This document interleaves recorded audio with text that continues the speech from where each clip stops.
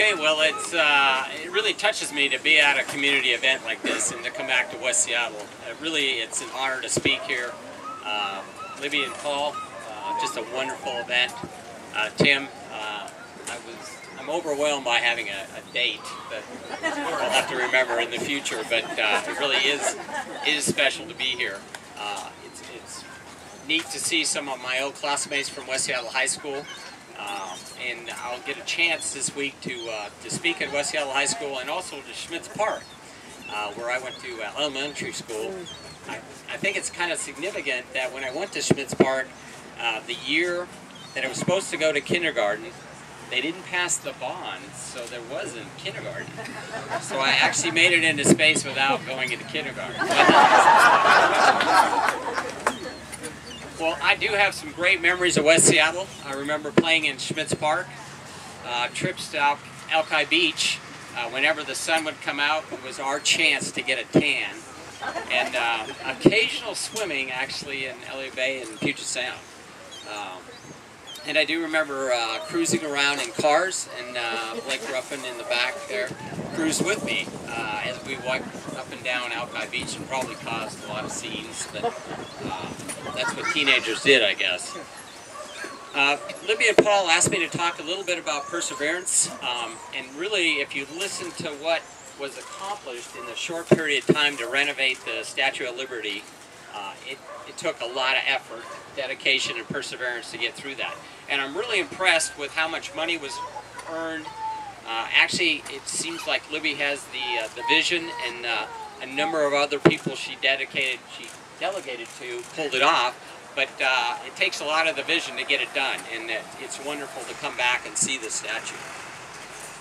As a child, I owe really where I got today to my father and my parents, my dad here, Gregory Johnson, who taught me that I could do anything I wanted to, and I actually believed him, so I went through life thinking that. But he also taught me the 7 Ps, and I don't know if you can remember those, but it was pre-prior planning prevents, I won't remember that word, performance. And so between those two things, that thinking you can do it and having a good plan to do it is really why I think I ended up as a space shuttle astronaut. As a child, I remember going to SeaTac Airport, looking at Boeing 747s and wanting to fly airplanes. And I had other interests, but flying airplanes was certainly one of them. It was a long journey from a seaplane pilot at Kenmore Air Harbor, where I flew to put myself through the University of Washington, to all the way to becoming a space shuttle pilot. In the interim there, although Dad wanted me to work for Boeing, I took a detour and went into the Navy and flew off aircraft carriers up at Whidbey Island. And so I actually picked the airplane I flew to come back to the Northwest. And so the only Navy jet that was near the Northwest was at Whidbey Island. And although I wasn't there that many times, I was on aircraft carriers a lot. That's how I got through that.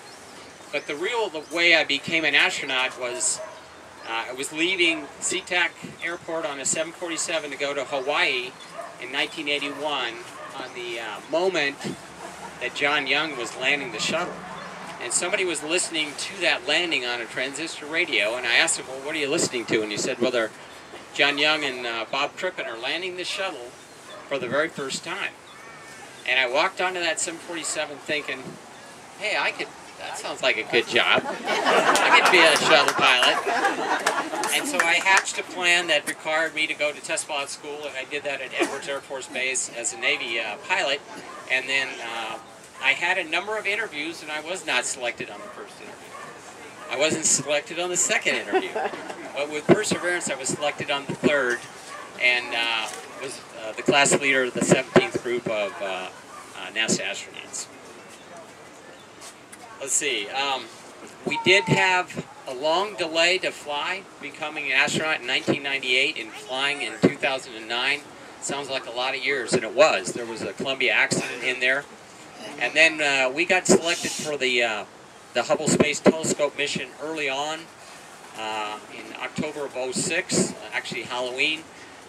but we didn't fly until May of '09, and that was due to a lot of training and a failure on the Hubble Space Telescope. And through all of that, I eventually got into space, and it was the thrill of a lifetime, and I can tell you, I wish you all could have been there, because I know your tax dollars got us there, and it was an absolute thrill, and you certainly asked me about it afterwards, because I can tell you that one of the things I did on the mission was to shoot an IMAX movie. It comes out in March next year, and you'll be able to see some of the views of the Earth that we saw as we orbited every 90 minutes. Let's see, Libby asked me to talk about the next 50 years. You know, that's a big topic. It's a big topic, and you can be wrong real easily. It would be nice to know, if you think about it, when we first, Orbital Wilbur Wright flew the first airplane, 50 years later we didn't have airliners yet. So that wasn't necessarily a normal progression. In 50 years of sailing, first sailed the oceans, we didn't envision we'd have the Carnival Cruise Line. We had no idea about that. And these are the things that happened. So for me to try and tell you what's going to happen in the next 50 years is really, I'm probably going to be wrong. And the next two generations will try to predict what 2059 is will probably not be on the mark either.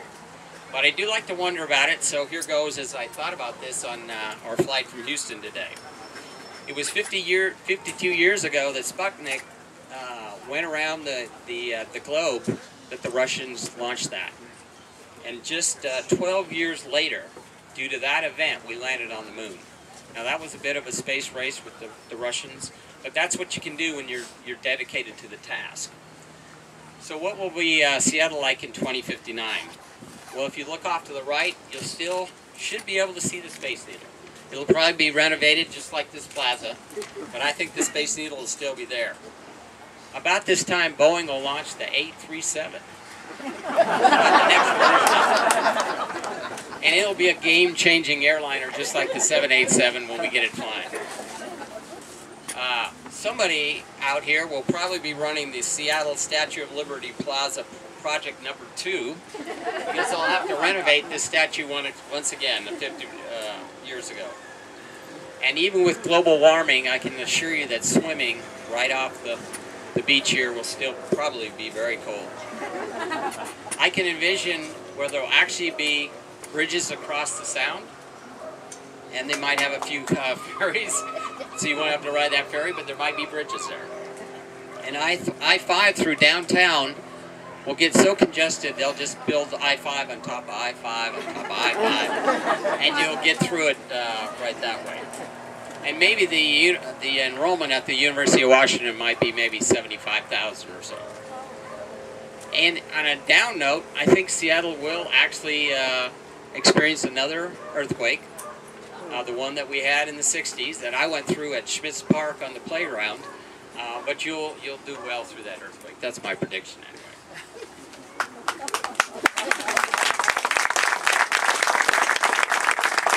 So where will we go in space? We'll build some more telescopes in space like Hubble, but this time the next one will be able to look out at the first light from the Big Bang, and that's about 13.7 billion light years ago. We can't see quite a billion, we're about a billion years shy of that, but I think the next telescope will be able to see that. I've predicted we'll probably land humans on an asteroid, and we'll look for what's on asteroids. We'll probably have hotels in low Earth orbit, and for that special anniversary that you want to take. And we'll probably establish a base on the moon and undertake the 3-year trip to go to Mars.